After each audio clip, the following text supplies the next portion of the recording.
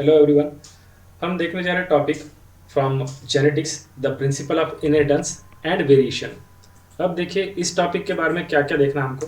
तो सबसे पहले ये याद रखिए जो मैं रेडिंग से यहाँ पर लिख रहा हूँ, देखिए यहाँ पर दिखाई देता होगा आपको लेफ्ट साइड को। जेनेटिक्स जेनेटिक्स में हमको क्लास 12th में हमको 3 टॉपिक्स आने वाले हैं, फर्स्ट, सेकंड और थर्ड। मैंने नंबरिंग दिया, ये ऐसे सीरियल वाइज नहीं है। यहाँ पर देखिए ये POI means principle of inheritance and variation, ये जो टॉपिक है 1, another is molecular basis of inheritance, और उसके बाद इवोल्यूशन। तो ये तीनों टॉपिक बिलोंग करते हैं जेनेटिक्स को। जेनेटिक्स का मीनिंग होता है स्टडी ऑफ हेरिडिटी और वेरिएशन, या उसको उस वर्ड को देखिए केयरफुली आप। वहाँ पर देखो फर्स्ट कोड वर्ड में हमको क्या दिख रहा है, जीन। तो स्टडी ऑफ जीन को भी कहा जाएगा जेनेटिक्स। तो लेट्स स्टार्ट करते हैं हम इस टॉपिक के साथ। ये जो पहले 2 टॉपिक है, principle of inheritance and variation, और नंबर 2 जो मॉलिकुलर बेसिस ऑफ इनहेरिटेंस, ये दोनों टॉपिक बिलोंग करते हैं बॉटनी में। और जो इवोल्यूशन है वो आएगा जूलॉजी में, क्योंकि इवोल्यूशन का मीनिंग ही पता है। देखो इवोल्यूशन होने के पीछे रीजन क्या था, वेरिएशन। वेरिएशन क्यों आएगा, ड्यू टू सेक्सुअल रिप्रोडक्शन। अब देखिए इस टॉपिक के अंदर सिलेबस क्या है। सबसे पहले ये हम देख रहे हैं, ये सिलेबस है। देखिए इसके अंदर हमको देखना है हेरिडिटी, वेरिएशन, मेंडेलियन इनहेरिटेंस, फिर उनके 3 लॉस और डेविएशन, फिर उनके लॉस में एक्सेप्शन कहाँ पर है, इनएडिक्वेसीज कहाँ पर है, मीन्स लिमिटेशन कहाँ पर है। तो वो आएंगे ये कोडोमिनस मल्टीपल अलील, फिर ब्लड ग्रुपिंग आएगा, एग्जाम्पल प्लियोट्रॉपी, फिर एलिमेंट्री आइडिया देखेंगे हम what is in by polygenic inheritance. तो इसके एग्जाम्पल ये सब हमको देखना है। और यहाँ तक का जो पार्ट खत्म हो जाएगा, देखिए ये पार्ट। इसके आगे से ये जो पार्ट आ रहा है, ये पार्ट थोड़ा अलग है, क्योंकि यहाँ तक जो पार्ट आ रहा है ये आ रहा है मेंडेलियन जेनेटिक्स। उसके आगे का हम देखेंगे मॉर्गन का जेनेटिक्स है। और फिर आगे ये दिख रहा है, देखिए आपको लिंकेज देखना है, क्रॉसिंग ओवर देखना है, और क्रोमोसोमल अबनॉर्मलिटीज देखना है हमको, उसके अंदर क्या होगा, सो हाँ। या नेक्स्ट स्लाइड में देखिए मैं आपको दिखा दूंगा कि चैप्टर इंडेक्स कैसा आएगा। तो ये 1 बाय 1 ये पूरा चैप्टर इंडेक्स है, यानी कि आप सिस्टमेटिकली 1 बाय 1 पॉइंट से हम जाएंगे आगे, तो आपको समझ में आएगा। क्योंकि ये जो टॉपिक है देखिए जेनेटिक्स और के जो प्रिंसिपल ऑफ इनहेरिटेंस और आगे का जो मॉलिकुलर बेसिस है। अब यहाँ पर देखो मेंडलिज्म हमारा है। तो Mendel was mathematician, so he use logic, mathematical strategies, and you student belong to the biology, मतलब कुछ मैथमेटिक्स से भी हो गए। तो 1 बाय 1 देखना है, देखिए केयरफुली 1 बाय 1 अगर देखेंगे सिस्टमैटिकली तो सब समझ में आएगा। तो देखिए स्टार्ट करते हैं हम। तो देखिए अभी मैंने आपको बोला कि ये जेनेटिक्स में ये टॉपिक आएगा, जेनेटिक्स। अभी मैंने आपको बोला what is in by genetics. So genetic is nothing but the study of heredity and variation. ये 2 टर्म आएंगे, heredity and variation, heredity and variation. ये 2 टर्म का कॉम्बिनेशन जो होगा उसको कहा जाएगा जेनेटिक्स। या और क्या बोला था मैंने, स्टडी ऑफ जीन्स। मैं जो भी लिख रहा हूँ वो केयरफुली आपको देखना है, क्योंकि आफ्टर सम टाइम मैं वापस रिपीट पूछता आपको कि क्या हुआ था, या अगर मैंने नहीं पूछा तो आपको स्क्रीन पॉज करना है और रिवाइज करना है कि पहले क्या बोला है। तो वो बहुत इंपॉर्टेंट चीज़ है। तो देखिए what is in the heredity. Heredity किसको कहा जाएगा कि जब एक कैरेक्टर ट्रांसफर होता है 1 जनरेशन टू अदर जनरेशन, तो उसको कहा जाएगा हेरिडिटी। हेरिडिटी का मीनिंग क्या होगा, transmission of character, character from 1 generation to next, from one generation to the next generation। तो इसको कहा जाएगा हेरिडिटी। तो ये समझ में आ गया, मतलब ये जो फादर ऑफ जेनेटिक्स कहा जाता है मेंडल को, तो उनके माइंड में हमेशा क्वेश्चन अरोज होते थे कि what is the factor which is transmitting from 1 generation to other generation. तो उस पर बेस्ड ये पूरा टॉपिक। उसके बाद देखिए नंबर 2 वेरिएशन। अब वेरिएशन किसको कहेंगे हम, तो यहाँ पर देखिए आपको दिखाई जाए तेरा ये वेरिएशन। वेरिएशन मतलब इस वर्ड को देखें तो ये समझ में आ जाता है, वेरिएशन इज वैरायटी। तो ये वेरिएशन को कैसा डिफाइन करेंगे हम कि ये पेरेंट है, देखिए दिस इज फादर, ये है मदर। अब इनका जो चाइल्ड होगा, जो भी चाइल्ड है वेदर इट इज मेल और फीमेल, तो ये इन दोनों के जैसा एग्जैक्टली नहीं दिख रहा है। अभी अगर वर्ल्ड की पॉपुलेशन देखें तो हमको पता है, देखो 7.2 बिलियन अभी करंट पॉपुलेशन है अर्थ की, बट बेयरली हम देखते हैं कि 1 person is exactly identical to the other. तो बहुत कम होता है एक्सेप्ट ट्विंस के अंदर। तो ये जो वेरिएशन आता है मतलब फादर और मदर दोनों का फर्टिलाइजेशन होने के बाद जो चाइल्ड प्रोड्यूस हो रहा है ईदर मेल और फीमेल, तो वो क्या रहेंगे, ये पेरेंट्स और इस चाइल्ड इन दोनों में थोड़ा सा डिफरेंस दिखाई देगा। उस डिफरेंस को ही हम कह रहे हैं वेरिएशन। तो हम इसको कैसा डिफाइन करेंगे कि डिफरेंस बिटवीन फादर और मदर, मतलब ये क्या हो गया, पेरेंट्स एंड देयर ऑफस्प्रिंग या चाइल्ड, इन दोनों के अंदर का जो डिफरेंस होता है उसको कहा जाएगा वेरिएशन। और वेरिएशन का कॉज क्या है, तो सेक्सुअल रिप्रोडक्शन की वजह से मेनली वेरिएशन आता है। तो यहाँ पर आपको और कुछ टर्मिनोलॉजीज और थिंग्स आपको याद रखने पड़ेंगे। देखिए मैं लिखता हूँ यहाँ पर, इसको पहले मैं रिमूव करूंगा सो दैट हम और देख पाए आगे के पार्ट। तो यहाँ पर ये सब याद रखना है क्योंकि वेरिएशन क्यों आता है। जैसे देखिए अभी मैंने बोला कि 7.2 बिलियन पीपल्स है अर्थ के ऊपर और कोई भी एक्जैक्टली आइडेंटिकल नहीं दिखता है, यानी कि फेसेस थोड़े सिमिलर दिखेंगे पर पूरी तरह से सिमिलर नहीं दिखाई देता है। तो रीज़न क्या है, वेरिएशन, क्योंकि रिकॉम्बिनेशन होगा। रिकॉम्बिनेशन के लिए आपको सेल साइकिल टॉपिक पता होना चाहिए कि वेरिएशन क्यों आ रहा है, रिकॉम्बिनेशन क्यों हो रहा है। तो अब देखिए आगे का पार्ट बोलता हूँ, आगे का पार्ट नेक्स्ट। अब देखिए नेक्स्ट पार्ट में हम देखेंगे कि वन बाय वन यहाँ पर अभी मैंने इनका नाम लिया था मेंडल, इनका पूरा नाम है ग्रेगर जॉन मेंडल। इनका हमको आगे पूरा बायोग्राफी देखने का है। तो इनको क्या कहा जाता है, father of genetics, is called as father of genetics, father of genetics. Genetics का मीनिंग बोला मैंने आपको, study of heredity and variation और स्टडी ऑफ जीन्स।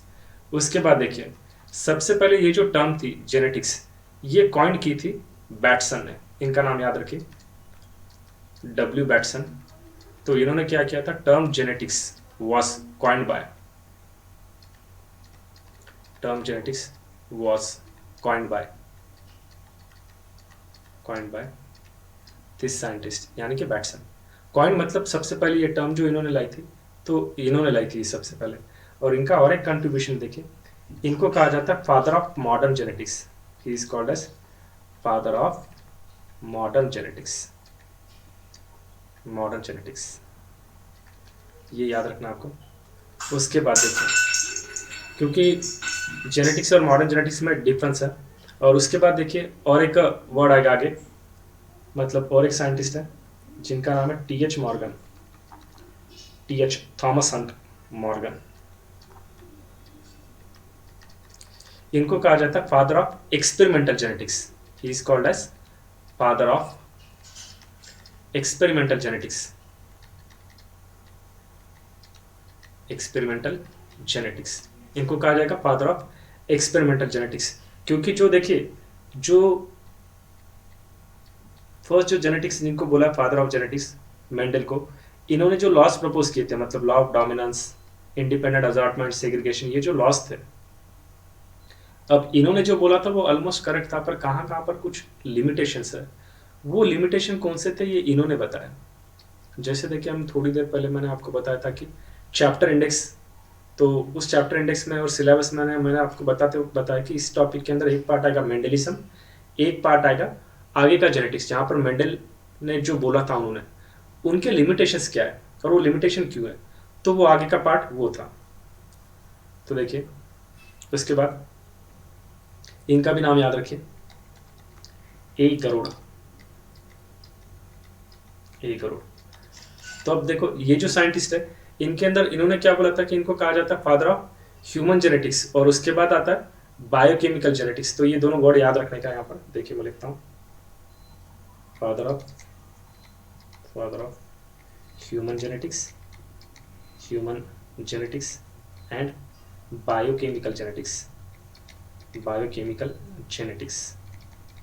तो ये नाम याद रखिए क्योंकि ये जो साइंटिस्ट थे इन्होंने जो जेनेटिक्स के वजह से, जीन में फॉल्ट आने की वजह से जो मेटाबॉलिक डिसऑर्डर होता है, उनकी भी कुछ जेनेटिक डिसऑर्डर होते हैं जिनकी इन्होंने डिस्कवरी की थी। फॉर एग्जांपल अगर हम बोलेंगे तो एक ये डिसीज है देखिए अल्कानोप्टूरिया। तो इसके अंदर क्या होता है, ब्लैक यूरिन पास होती है, ब्लैक यूरिन। तो ये जीन्स में फॉल्ट आने की वजह से ये मेटाबॉलिक डिसऑर्डर होगा। Metabolic disorder. तो ये इन्होंने बोला था। तो यहाँ तक ये इतना याद रखिए, आगे का बोल रहा हूँ मैं, देखिए। उसके बाद ये टर्मिनोलॉजी और याद रखना है, क्योंकि देखियो मैक्सिमम जो टर्मिनोलॉजी इस टॉपिक में देने वाले, हेरिडिटी क्या है, वेरिएशन क्या है, तो ये अभी मैंने बोला आपको, तो यहाँ पर और वापस बोलने की ज़रूरत नहीं। आप रिकॉल कीजिए कि मैंने इसके अंदर क्या बोला था। उसके बाद देखिए नेक्स्ट पॉइंट है ट्रांसमिशन ऑफ जेनेटिक्स। अब जो ट्रांसमिशन ऑफ जेनेटिक्स है, इसके अंदर हमको वन बाय वन देखना है। तो यहाँ पर मेंडेलियन, अभी मैंने बोला है कि मेंडेलियन के अंदर मेंडल जो थे उनके 3 लॉस हैं, Gregor John Mendel. Non Mendelian characteristic है, उसके बाद नॉन मेंडेलियन जेनेटिक्स, जिसके अंदर जहाँ पर मेंडल के लॉस फॉलो नहीं हो रहे, जो एक्सेप्शन थे वो यहाँ पर आएगा। उसके बाद मॉर्गन, यहाँ पर हम देखेंगे लिंकेज, ये हमको आएगा आगे। ये सिर्फ टर्म याद रखिए, क्योंकि ये वन बाय वन टर्म जो है वो आगे जाके उसको मैं एक्सप्लेन करने वाला हूँ, क्योंकि वो आगे आने वाला है हमको। उसके बाद म्यूटेशन है, देखिए म्यूटेशन, ये वर्ड आपने सुना होगा कि sudden heritable change in offspring is called as mutation. अचानक डीएनए में चेंज आना। और म्यूटेशन जो रहता है वो 99.99% ऑलमोस्ट हार्मफुल रहता है, 0.1 to 1% तक ये यूजफुल हो सकता है। फॉर एग्जाम्पल देखिए, डिस्कवरी पर एक प्रोग्राम आता था, उस प्रोग्राम का नाम था सुपर ह्यूमन। उसके अंदर ऐसे ह्यूमन बींग दिखाए जाते थे जो नॉर्मल ह्यूमन बींग से थोड़े से अलग थे। मतलब कुछ लोगों की बॉडी हाईली फ्लेक्सिबल थी, जितनी हमारी फ्लेक्सिबल नहीं। कुछ लोगों के बॉडी के ऊपर मेटल के ऑब्जेक्ट चिपकते थे। इसका मीनिंग ये नहीं कि उस पर्सन के अंदर मेटल का ऑब्जेक्ट है, यानी कि मैग्नेट है, ऐसा नहीं। क्योंकि उन लोगों की जो स्किन थी वो, उसके ऊपर अगर हम कुछ ऑब्जेक्ट ऐसा प्रेस करें तो वैक्यूम जैसा क्रिएट होता है। जैसे हम वो कार में लगाते हैं ना, रबर का आता है, देखो स्टिकर ऐसा लगाए तो फिर उसके ऊपर हमको कुछ टांगना आता है, या जो सनलाइट ज़्यादा रही तो वो ब्लैक शील्ड लगाते हैं हम। तो वैसे ह्यूमन बींग के अंदर जो चेंजेस आएंगे वो म्यूटेशन की वजह से आ सकता है। उसके बाद देखिए मॉलिकुलर या बायोकेमिकल जेनेटिक्स देखते हैं। तो इसके अंदर हम क्या देखेंगे, ये देखिए ये जो दिख रहा है आगे, तो यहाँ पर हम क्या देखते हैं कि मॉलिकुलर और बायोकेमिकल जेनेटिक्स। अभी थोड़ी देर पहले देखा हमने कि bio who is called as father of biochemical genetics, नाम वहाँ पर कौन सा आया था, गरुड़, GARRODE, तो ये नाम था। तो मॉलिकुलर या बायोकेमिकल जेनेटिक्स हम किसको बोलेंगे कि जहाँ पर स्ट्रक्चरल और फंक्शनल एस्पेक्ट जो होते हैं जीन के, वो स्टडी किए जाते हैं। तो यहाँ पर लिखता हूँ मैं, देखिए याद रखें, structural and functional aspect, functional aspect of gene, ये स्टडी किए जाते हैं। स्ट्रक्चरल फंक्शन मतलब उनका स्ट्रक्चर कैसा और फंक्शन कैसे करेंगे वो। उसके बाद आता है पॉपुलेशन और बायोमेट्रिक जेनेटिक्स। इसके अंदर क्या होगा, बिहेवियर और effect of gene in population by using mathematical models. तो ये स्टडी किया जाएगा, पॉपुलेशन और बायोमेट्रिक। बायोमेट्रिक पता है देखा हमको, वो जो आधार कार्ड होता है ना, तो वहाँ पे क्या है, थंब प्रिंट, उसके बाद वो आईज भी स्कैन करता है। क्योंकि देखिए जो मैंने अभी बोला 7.2 बिलियन पीपल अर्थ पर है, पर किसी का भी थंब प्रिंट, टंग प्रिंट और ये जो नोज होता है इसका प्रिंट डिफरेंट रहता है, सेम नहीं रहता है। तो वो हो गया बायोमेट्रिक, मतलब एक पर्सन को दूसरे पर्सन से सेपरेट करने के लिए, मतलब आइडेंटिटी के लिए यूज होता है ये। तो पॉपुलेशन बायोमेट्रिक्स में क्या याद रखेंगे, यहाँ पर देखिए क्या बोलना आपको कि ये जो study of behaviour effect of gene, behavioural effect of gene. तो यहाँ पर ये याद रखना है, effect of behavioural gene in population by using, क्या यूज करेंगे यहाँ पर, मैथमेटिकल अप्रोच हम यूज करते हैं, तो उससे ये समझ में आएगा। उसके बाद देखिए ये टर्मिनोलॉजी और डिफरेंट है, रिवर्स जेनेटिक है, forward genetic and behaviour genetics. G का मीनिंग हो रहा है जेनेटिक्स। मैं यहाँ पर लिखूंगा, देखिए ये 4 पॉइंट, रिवर्स जेनेटिक्स, क्योंकि यहाँ पर स्पेस अवेलेबल है इसलिए रिवर्स जेनेटिक्स। अब देखिए रिवर्स जेनेटिक है, उसको क्या बोलते हैं कि जब कोई जीन है और वो पर्टिकुलर प्रोटीन प्रोड्यूस कर रहा है, और उस प्रोटीन का मतलब उस जीन से जो प्रोटीन प्रोड्यूस हो रहा है उसका जो प्रोडक्ट रहेगा, यानी कि जो प्रोटीन प्रोडक्ट है वो समझ में नहीं आ रहा है। क्या बोल रहा हूँ मैं कि ये डीएनए का सेगमेंट या फ्रैगमेंट जो होता है उसको कहा जाएगा जीन। ये जीन क्या करेगा, एक पर्टिकुलर प्रोटीन प्रोड्यूस करेगा जिसका फंक्शन हमको समझ में आता है। पर अगर कोई जीन है उसका प्रोटीन प्रोडक्ट प्रोड्यूस हुआ पर उसका फंक्शन हमको पता नहीं है, फंक्शन अननोन है, तो उस समय उसको कहा जाएगा रिवर्स जेनेटिक। क्या बोला मैंने यहाँ पर, तो यहाँ पर बोलते वक्त याद रखना है कि it is the study of, क्या बोलेंगे, it is the study of genes whose protein product is unknown, तो ये याद रखना है। उसके बाद देखिए नेक्स्ट, ये रिवर्स जेनेटिक्स हो गया। उसके बाद देखिए फॉरवर्ड जेनेटिक्स। फॉरवर्ड जेनेटिक्स में क्या होता है, identification of mutated gene, mutated phenotype, तो ये यहाँ पर आएगा फॉरवर्ड जेनेटिक्स। मैं शॉर्ट में लिख रहा हूँ पर बोलते वक्त आपको बोल रहा हूँ, तो आप नोट डाउन कर सकते हैं। इसके अंदर मैंने क्या बोला आपको कि आइडेंटिफिकेशन ऑफ, यहाँ पर लिखता हूँ मैं, identification of mutated gene, mutated जिसमें म्यूटेशन हुआ है, म्यूटेटेड जीन, और ये म्यूटेशन कैसा होता है, कॉज क्या है, ये सब हमको इस टॉपिक में देखना था। Mutated gene by using the mutated phenotype, mutated phenotype, तो ये याद रखिए देखिए कि क्या हो रहा है फॉरवर्ड जेनेटिक्स में। उसके बाद आएगा बिहेवियरल जेनेटिक्स। इसके लिए मैं थोड़ा ये रब करूंगा या तो देखूंगा यहाँ पर होता है क्या, देखिए पेन चलेगा क्या यहाँ पर, हाँ correct, behavioural genetics. Behavioural genetics के अंदर समझ में आ रहा है कि introduction of gene with environment to produce a particular pattern of behaviour, मतलब जैसा एनवायरमेंट चेंज होगा तो कुछ ना कुछ जो पर्टिकुलर ऑर्गेनिज्म है उसके अंदर बिहेवियर चेंज हो जाता है। हमको पता है कि एनिमल और प्लांट के अंदर विद रिस्पेक्ट टू उनका क्लाइमेट कैसा, over long time of period उनके अंदर एडाप्टेशन आएंगे।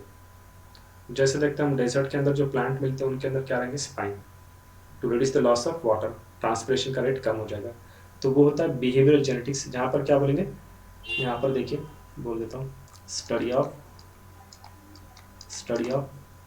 Introduction of gene, introduction of gene, तो ये क्या आएगा, with the environment, with the environment, ये एनवायरमेंट का शॉर्ट फॉर्म लिखा मैंने, environment, to produce a particular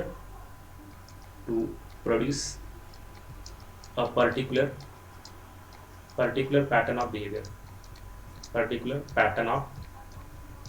behaviour, behaviour. तो ये सब याद रखना है। देखिए हेरिडिटी का मीनिंग एक बार मैं रिवाइज कर लेता हूँ। देखिए हेरिडिटी का मीनिंग क्या होगा, transmission of character from one generation to other generation. Variation का मीनिंग क्या होगा, difference between parent and offspring. Genetics का मीनिंग इन दोनों का कॉम्बिनेशन, ऊपर वाले दो टर्म का, ये जो दिख रहा है आपको। उसके बाद ट्रांसमिशन ऑफ जेनेटिक्स के अंदर ये 4 वर्ड्स याद रखने का, मेंडेलियन, नॉन मेंडेलियन, मॉर्गन और म्यूटेशन। उसके बाद मॉलिकुलर या बायोकेमिकल जेनेटिक्स के अंदर क्या आएगा, structural and functional aspect of genes. उसके बाद बायोमेट्रिक में क्या याद रखने का है कि जो बिहेवियरल इफेक्ट होता है जीन की वजह से एक पर्टिकुलर पॉपुलेशन में, जिसको मैथमेटिकल अप्रोच से हम स्टडी करेंगे, तो उनको कहा जाएगा पॉपुलेशन या बायोमेट्रिक जीन। उसके बाद रिवर्स जेनेटिक के अंदर मैंने क्या बोला था आपको कि वहां पर क्या होगा, जो रिवर्स जेनेटिक्स था वहां पर क्या हो रहा था, जो जीन का प्रोडक्ट, प्रोटीन प्रोडक्ट जो प्रोड्यूस हो रहा था वो अननोन था, तो उसको कहा जाएगा रिवर्स जेनेटिक। उसके बाद बोला था फॉरवर्ड जेनेटिक्स, जिसके अंदर आइडेंटिफिकेशन होगा म्यूटेटेड जीन का बाय यूजिंग म्यूटेटेड फिनोटाइप। अब फिनोटाइप क्या है, ये सब टर्म हमको आने वाले हैं। फिनोटाइप मतलब एक्सटर्नल अपीयरेंस, बाहर से जो दिख रहा है, बाहर से मैं आपको दिख रहा हूँ ये फिनोटाइप है, मेरे अंदर जो जीन्स है उसकी स्टडी करेंगे तो उसको बोलेंगे जीनोटाइप, जीन, तो ये याद रहना चाहिए। और बिहेवियरल जेनेटिक्स है फॉरवर्ड। अब देखिए नेक्स्ट स्लाइड।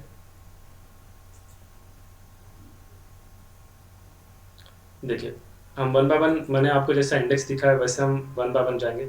तो मेंडल्स लॉस ऑफ इनहेरिटेंस देखना है हमको।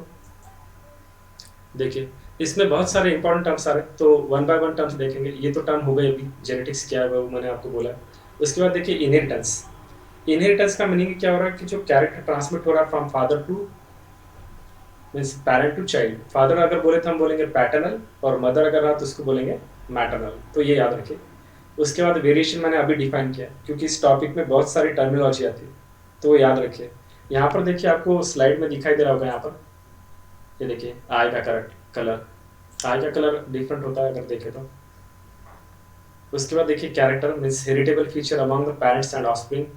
उसके बाद हम देखेंगे trait, what is by trait, तो वेरिएंट ऑफ कैरेक्टर उसको कहा जाता है ट्रेट। इस दोनों वर्ड में कंफ्यूज नहीं होना। देखिए ये जो ट्रेट है, ये ट्रेट, और ऊपर का जो वर्ड दिए वाला है वो है कैरेक्टर।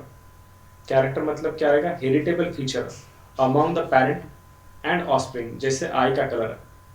और इस आई के कलर में यहाँ पर मैंने आपको 4 कलर दिख रहे, देखिए ब्राउन, उसके बाद एमरलैंड, उसके बाद ब्लू, उसके बाद ग्रे। तो ये देखिए इस एक कैरेक्टर की ये डिफरेंट ट्रेट दिख रहे हैं हमको, मतलब उस कैरेक्टर के वेरिएंट फॉर्म। ये देखिए वेरिएशन ऑफ कैरेक्टर, जैसे यहाँ पर टर्म दी वाली, तो ये रहेगा। नेक्स्ट देखिए,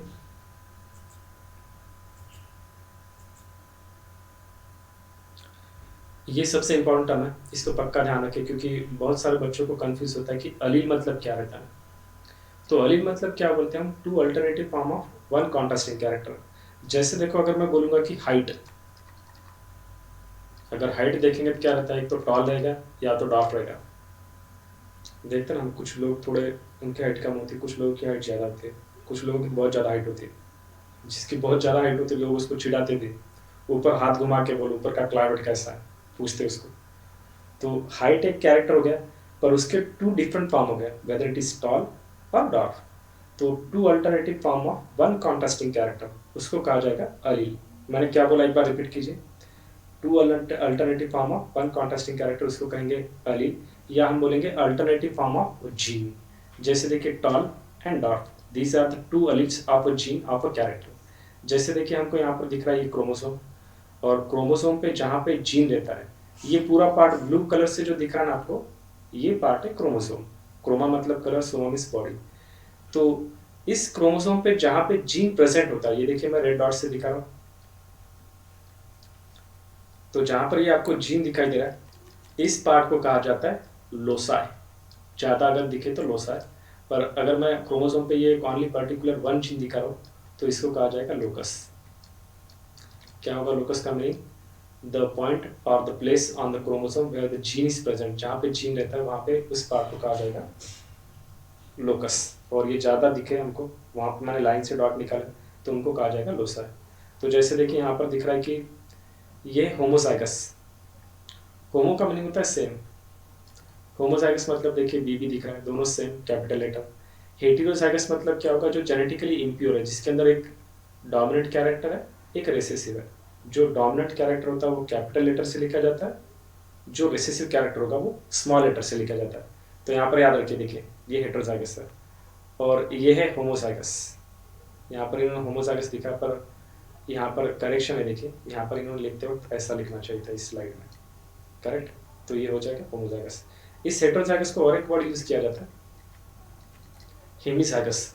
हेमी, सेमी और डेमी, इन तीनों वर्ड का मीनिंग होता है हाफ। तो ये याद रखना है। देखो यहाँ पर लिखा है homozygous, the condition in which the chromosome pair carries the similar allele, also known as pure line.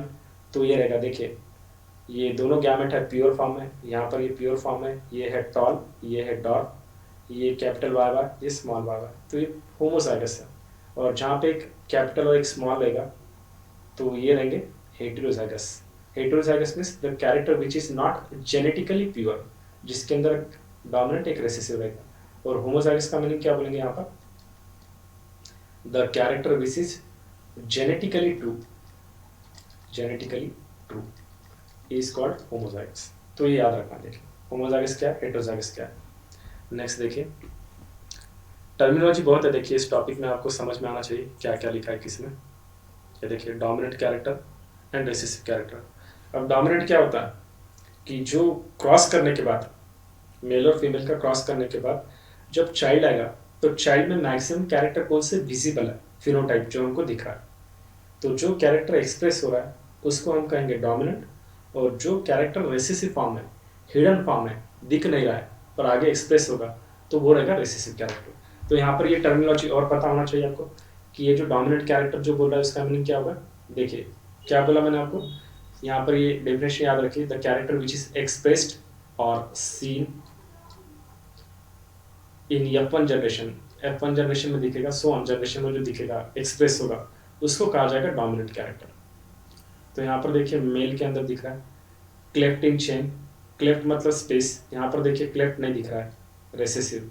Window speak, window speak मतलब यहाँ पर वी शेप आता है, देखिए आप क्रिकेट देखते हो तो पता होगा, आई एम नॉट श्योर, मगर वो जो मेसी है देखिए फुटबॉल का प्लेयर, मेसी है ना, तो उसको देखो यहाँ पर ऐसा वी शेप दिखता है, ये बालों का देखिए, उसको कहा जाता है वुड पिक। इधर देखो वुड पिक नहीं दिख रहा है, इसका प्लेन है मेरे जैसा। उसके बाद रेसेसिव कैरेक्टर। रेसेसिव कैरेक्टर मतलब इसके अपोजिट, जो कैरेक्टर एक्सप्रेस नहीं हो रहा है, सप्रेस हो रहा है।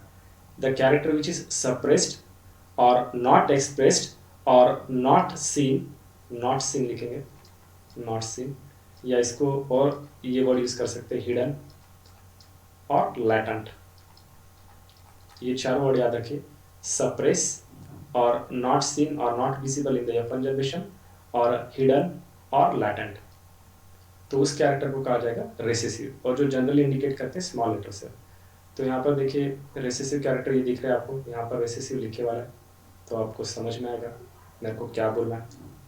ये देखिए dimple, this is dominant character, no dimple, this is recessive. उसके बाद देखिए ब्राउन और black hairs, this is dominant, और ब्लोंड हेयर जो रहेंगे वो रहेगा रेसेसिव कैरेक्टर। सो ऑन देखिए पीछे दिख रहा है।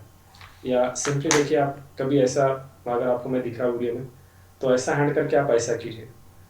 तो अगर सपोज 100 स्टूडेंट है तो कुछ लोगों का देखो ये जो थंब है लेफ्ट हैंड का ऊपर होगा, कुछ स्टूडेंट का क्या होगा ये थंब ऊपर आता है, तो ये भी जेनेटिक्स से रिलेटेड है। उसके बाद देखिए नेक्स्ट फिनोटाइप, यहाँ पर देखिए लिखा है फिनोटाइप।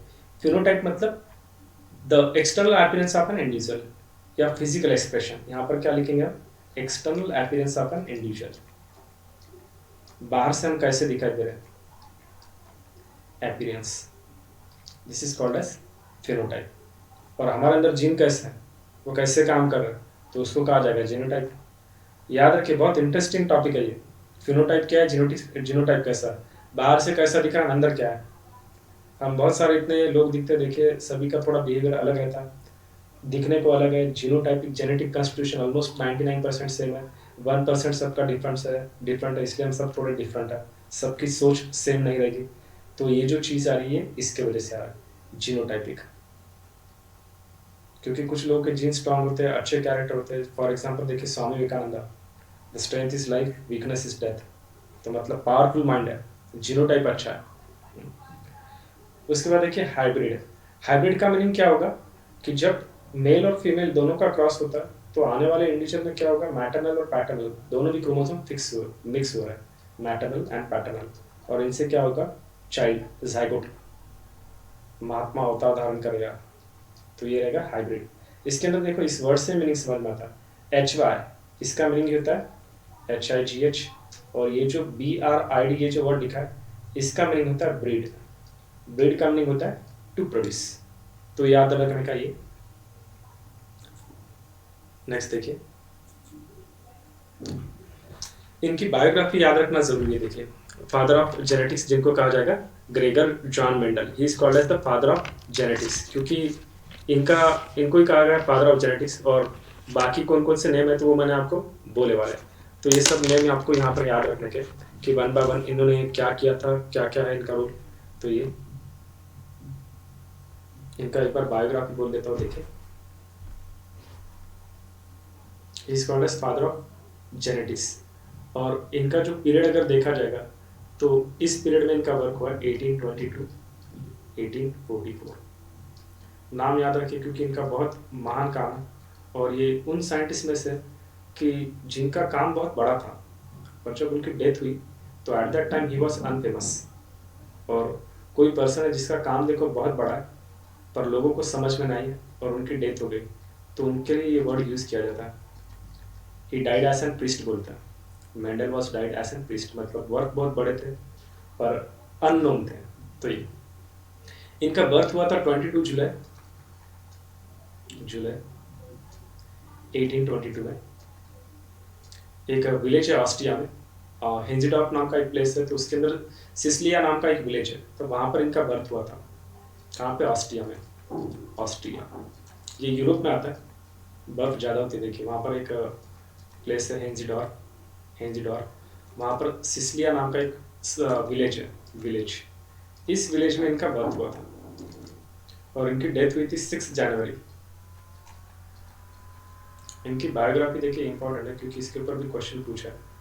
6 जनवरी 1884, क्योंकि इनको एक किडनी का डिसऑर्डर हुआ था, किडनी डिसीज बोलेंगे। इसको ब्राइट डिसीज बोलते हैं, ब्राइट डिसीज की वजह से इनकी डेथ हुई थी, ब्राइट डिसीज। ये तो ये याद रखिए इनके बायोग्राफी में। अब इनके बायोग्राफी में अगर बताए तो ये बहुत महान साइंटिस्ट है, इनके काम बहुत बड़े। तो इनके फादर थे फार्मर और ये टीचर थे मैथमेटिक्स के। अब देखिए फादर फार्मर है, इन्हों मैथमेटिक्स के टीचर। अब ये मैथ पढ़ाते थे और इनके father being they are farmer, इनको प्लांट के अंदर बहुत इंटरेस्ट था। तो इन्होंने क्या किया, अपनी जो मैथमेटिकल अप्रोच थी वो उन्होंने यूज़ की कि अपने लॉस बोलने के लिए। तो उसके लिए 1 मिनट मैं टाइम देख लेता हूँ क्योंकि